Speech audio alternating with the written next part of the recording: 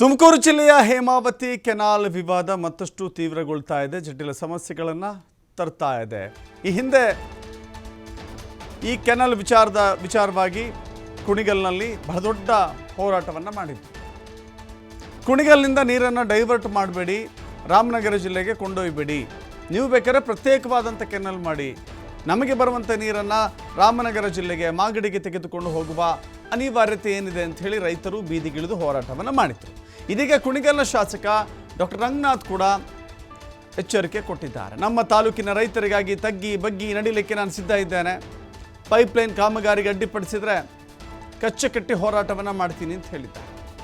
ಮುಂದಿನ ದಿನಗಳಲ್ಲಿ ಬೀದಿಗಿಳಿದು ಹೋರಾಟ ಮಾಡ್ತೇನೆ, ಕುಣಿಗಲ್ ತಾಲೂಕಿನ ಮಗನಾಗಿ ಆತ್ಮಹತ್ಯೆ ಬೇಕಾದ್ರೂ ಮಾಡಿಕೊಳ್ಳಲು ನಾನು ಹಿಂಜರಿಯೋದಿಲ್ಲ, ನನ್ನ ತಾಲೂಕಿನ ರೈತರಿಗೋಸ್ಕರ ನನ್ನ ದೇಹ ತ್ಯಾಗಕ್ಕೂ ಕೂಡ ಸಿದ್ಧನಿದ್ದೇನೆ ಅಂತ ಹೇಳಿದ್ದಾರೆ.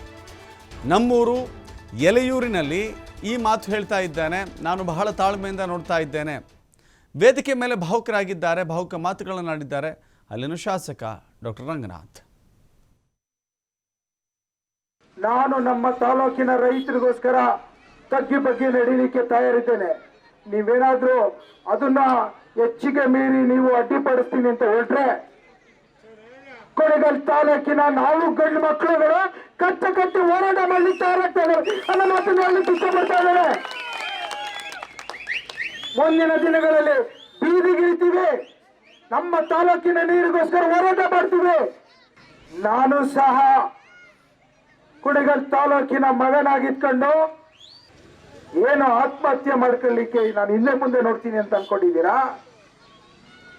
ನನ್ನ ತಾಲೂಕಿನ ರೈತರಿಗೋಸ್ಕರ ನನ್ನ ದೇಹವನ್ನು ತ್ಯಾಗ ಮಾಡಲಿಕ್ಕೆ ತಯಾರಿದ್ದೇನೆ ಅಂತ ನಮ್ಮೂರಿನಲ್ಲಿ ಎಲೆಯೂರಲ್ಲಿ ನಾನು ಹೇಳಿಕೊಂಡಿದ್ದೇನೆ. ನಾನು